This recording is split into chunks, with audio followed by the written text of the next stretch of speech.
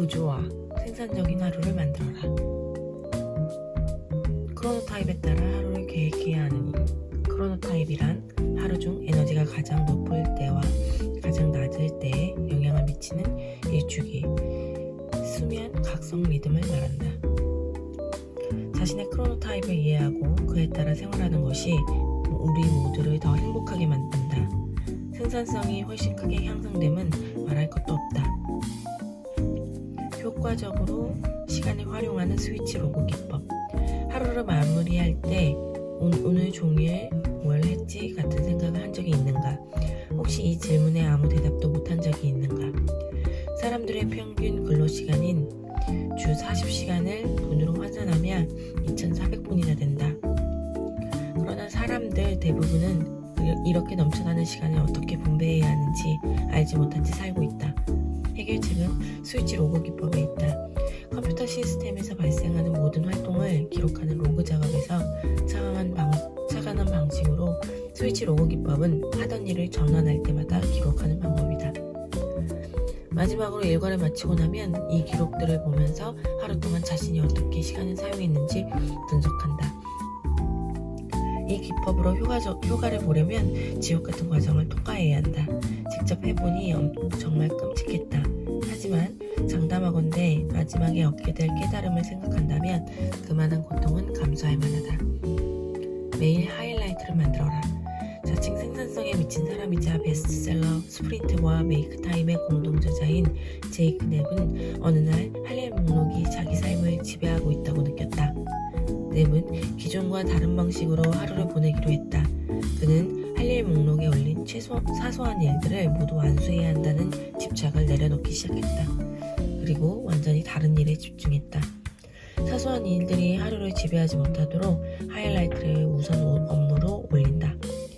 넵은 하이라이트에만 집중하기로 결정한 후부터 캘린더에 하이라이트만을 위한 일정을 따로 잡아놓는다.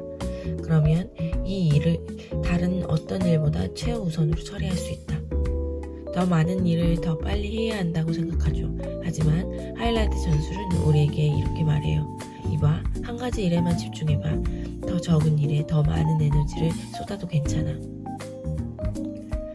시급 $10 작업보다 $1만 작업을 많이 하는 법.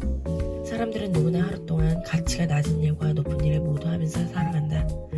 마셜은 자신의 업무 중에서 시간당 $1,000 또는 $10,000, $10,000를 버는 일이 무엇인지 잘 파악한 다음 이 일을 일정에 더 많이 포함시켜야 한다고 강조한다.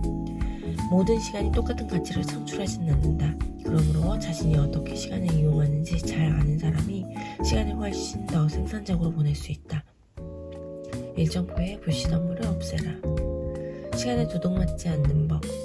존 제라츠키는 어떻게 하면 시간을 더 활용할 수 있을지 항상 고민하는 사람이다. 그는 15년간 구글, 유튜브 등 여러 IT 기업에서 디자이너로 일했다. 이후 구글 벤처스로 이직해 제이크 넵과 함께 효율적인 업무 수행 절차인 디자인 스프린트를 개발했다. 디자인 스프린트는 시간 제한이 있어 기업이 새로운 아이디어를 창출하고 테스트하는 과정을 빠르고 효율적으로 진행할 수 있게 도와준다. 제라츠키는 일정 관리를 자신의 하루를 스스로 주도할 기회로 여긴다. 그는 어떤 일을 해야 자신이 바라는 이상적인 하루를 보낼 수 있는지 잘 안다. 매 시간을 생산적으로 만드는 법. 오스터는 시간을 어떻게 활용할지 고민할 때 최적화라는 경제학 개념을 이용한다. 경제학에서 최적화란 경제 주체가 자신이 현재 가지고 있는 자원의 효용을 극대화하는 행위를 말한다.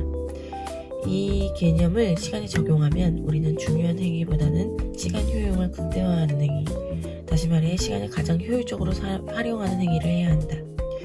사람들은 이건 굉장히 중요한 일이니까 끝까지 계속해야 해 라고 생각하면서 자기 자신을 유혹하죠.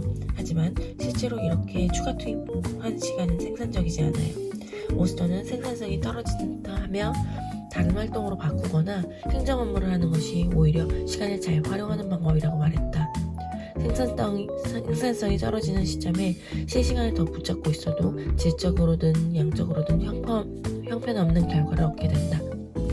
휴식 시간을 나중으로 미루지 마라. 혹시 일정을 세울 때 휴식 시간도 계약하는가? 당신이 다른 사람들과 같다면 아마 아니오라고 대답하는 것이다. 사람들은 보통 휴식을 중요하게 생각하지 않는다. 쉬는 것은 하루 중 틈이 날 때만 하는 일이라고 생각한다.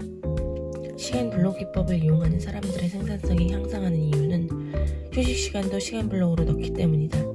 이건 미묘한 심리 문제인데 휴식 시간을 미리 계획하지 않으면 사실상 모든 순간을 휴식 시간으로 이용할 수 있어요. 하루를 정신없이 보내지 않는 법. 다이어리에 일정이 꽉 차 있다고 해서 생산적으로 살고 있다고 착각하면 안 된다. 오히려 아무것도 하지 않는 시간인 버퍼 타임, 이 버퍼 타임을 의도적으로 집어넣어야 한다. 무의미한 이메일 확인을 멈추는 법. 하루의 시작이 그날을 결정한다. 모스먼은 하루의 시작이 그날을 결정한다고 강조했다. 제가 깨달은 정말 쉬운 비결 한 가지는 다음과 같아요. 만약 당신이 전날 썼던 글의 흐름이 좋았다면 그 단락을 마무리 짓지 마세요. 단락을 반쯤 끝낸 다음 멈추는 것입니다. 다음날 아침 전날 멈춘 문장을 이어서 쓰면 정말 쉽게 따라잡을 수 있습니다. 전날 마무리 지은 일을 다음날 새롭게 이어서 시작하려면 더 힘들어요. 마치 차량 엔진 시동을 새로 켜는 것과 같죠. 자이가르닉 효과로 알려진 이 연구는 우리 뇌가 미완성된 상태를 싫어하기 때문에 완성될 때까지 정보를 붙잡아 둔다는 사실을 증명했다. 일을 마칠 때 하던 일을 마무리 짓고 퇴근하고 싶은 유혹이 들더라도 뿌리친다. 당신이 하던 일이 글쓰기이든 발표 자료 준비든 코딩이든 상관없다.